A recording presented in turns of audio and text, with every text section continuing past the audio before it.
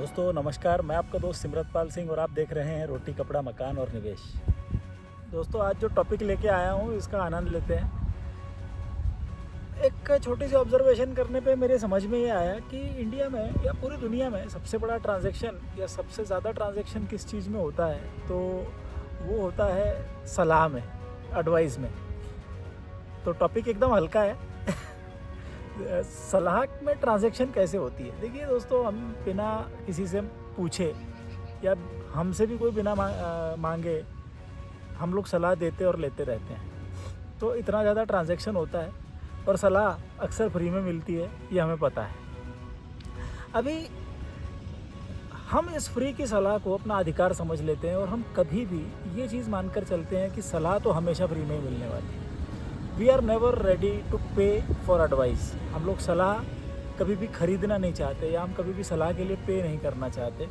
तो हम सलाह फ्री में मिलती है, हम सोचकर चलते हैं। जब तक तो सलाह छोटे मोटे मसलों के लिए है हमारी ज़िंदगी में, तब तक तो ठीक है। लेकिन जब बात इन्वेस्टमेंट की आती है तो सलाह हमें प्रोफेशनल्स से ही लेनी चाहिए। मैं आपके साथ में एक अपना एक्सपीरियंस शेयर करता हूँ। बहुत बार मेरे साथ में ऐसा होता है कि कुछ लोग मेरे पास आते हैं और मुझसे कहते हैं कि ये वाला फ़ंड मुझे ख़रीदना है। फ़ंड का नाम लेकर आते हैं साथ में, ये स्पेसिफिक फ़ंड ही हमें ख़रीदना है। मैं पूछता हूँ क्यों, ऐसा क्यों, यही क्यों ख़रीदना चाहते हैं आप? तो जवाब मिलता है कि ये हमारे किसी दोस्त ने ख़रीदा है या हमारे किसी रिश्तेदार ने हमें रेकमेंड किया है, उनको बहुत अच्छे रिटर्न्स मिले इस फंड में, इसलिए मुझे यही ख़रीदना है। अब देखो, ये हो गई जेनरिक सलाह। किसी ने बड़े खूबसूरत तरीके से कहा है कि making money on free advice is like winning a lottery without buying a ticket. Free की सलाह होती है, ये हमें बहुत दूर तक नहीं लेके जाती। हमेशा हमें बाद में पैसा चुकाना ही पड़ता है उसका। सो हमेशा तैयार रहिए कि अगर आपको कहीं से पेड एडवाइस भी मिल रही है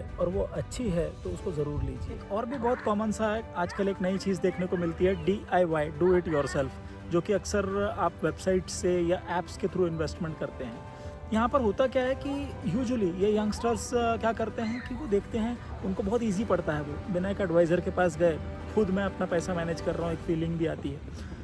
उनको दिखता है पिछले 5 साल में किसने सबसे अच्छा रिटर्न दिया, वो फंड भी दिखते हैं, टॉप परफॉर्मिंग दिखते हैं, इन्वेस्ट कर देते हैं। आने वाले 1-2 साल के बाद में देखते हैं वो फंड परफॉर्म नहीं कर रहा होता है। सो अपनी ज़रूरतों को समझे बिना जब हम सिर्फ ये परफॉर्मेंस किसका अच्छा था ये फ़ंड खरीद रहे हैं, तो उसमें भी आपका कोई बहुत फ़ायदा नहीं होता है। सबसे पहले आपको अपनी ज़रूरतों को समझने की ज़रूरत है। आप अपने एडवाइज़र का इसमें जो एक्सपीरियंस है आप उसका फ़ायदा उठा सकते हैं। यूजुअली अब जैसा मेरी बात करता हूँ कि मेरे पास में अगर 15 साल का एक्सपीरियंस है तो मैंने इन 15 सालों में बहुत सारी गलतियाँ की होंगी। आप अपने ऊपर वो गलतियाँ कर कर मत सीखिए। आप डेफिनेटली किसी और के नॉलेज का, किसी और के एक्सपीरियंस का फ़ायदा इसी तरह से ले सकते हैं। दोस्तों, इन्वेस्टमेंट में सलाह लेना और एक प्रोफेशनल से सलाह लेना ज़रूरी क्यों है? क्योंकि जब हम इन्वेस्टमेंट करते हैं हम अपने फ्यूचर की प्लानिंग कर रहे होते हैं। तो हम अपने फ्यूचर को ऐसे अंधेरे में नहीं छोड़ सकते कि यार हुआ तो हुआ, नहीं हुआ तो नहीं हुआ। जस्ट एक एग्जांपल लीजिए, मैं 10 साल के लिए एक इन्वेस्टमेंट कर रहा हूँ। 10 साल बाद मेरा एक पर्टिकुलर गोल है जिसे मुझे अचीव करना है। अब ये 10 साल अगर मैं एक अच्छी तरकीब के साथ में इन्वेस्टमेंट करूंगा तो डेफिनेटली मैं अपने गोल तक इजीली पहुंच पाऊंगा, अपने फाइनेंशियल गोल तक।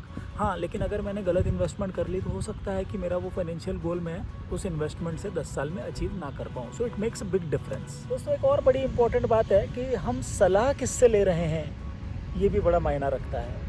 बात महाभारत की करते हैं। महाभारत में हम जानते हैं कि कौरवों और पांडवों के बीच में युद्ध हुआ। कौरवों के सलाहकार थे शकुनी और पांडवों के सलाहकार स्वयं भगवान श्री कृष्ण। उस युद्ध का नतीजा हमें पता है। अच्छी और बुरी सलाह में डिफरेंस हम महाभारत से ले सकते हैं। इतिहास में ऐसी बहुत सारी घटनाएं हुई हैं जिसमें अच्छी और बुरी सलाह के फ़ायदे और नुकसान हमने देखे हैं। और मैं ये भी मानता हूँ कि सारे के सारे जो सलाहकार हैं, स्पेशली अगर मैं एक स्पेसिफिक बात करूँ, सिर्फ फाइनेंस तक ही मैं सीमित रहूँ तो ज़्यादा बेहतर है। फाइनेंशियल एडवाइज़र्स या म्यूचुअल फंड डिस्ट्रीब्यूटर्स या और भी आपके जो इन्वेस्टमेंट के सलाहकार हैं, ये सभी सही हैं ये मैं नहीं मानता। कई बार ऐसा अनुभव देखने को मिलता है कि आप एडवाइज़र के पास जाते हैं और आपको आपकी रिक्वायरमेंट के हिसाब से प्रोडक्ट्स नहीं दिए जाते हैं। तो ये एक बहुत बड़ी जिम्मेदारी है एडवाइज़र्स के लिए। मैं चाहूँगा कि एडवाइज़र्स को भी ये कोशिश करनी चाहिए कि वो जो स्ट्रिक्ट रूल्स एंड रेगुलेशंस है उसी को फॉलो करें।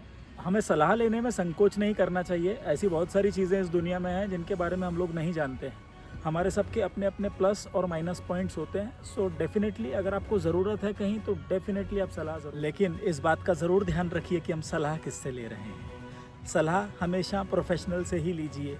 जब हम बीमार होते हैं तो हम जाकर किसी भी पड़ोसी से नहीं पूछते कि मुझे ये बीमारी है भाई, मुझे कोई दवाई दे दो। हम डॉक्टर के पास जाते हैं। तो हर एक चीज़ का एक एक्सपर्ट हमारे पास में अवेलेबल होता है। ज़रूर जाके उनसे अपनी सलाह हमें लेनी चाहिए।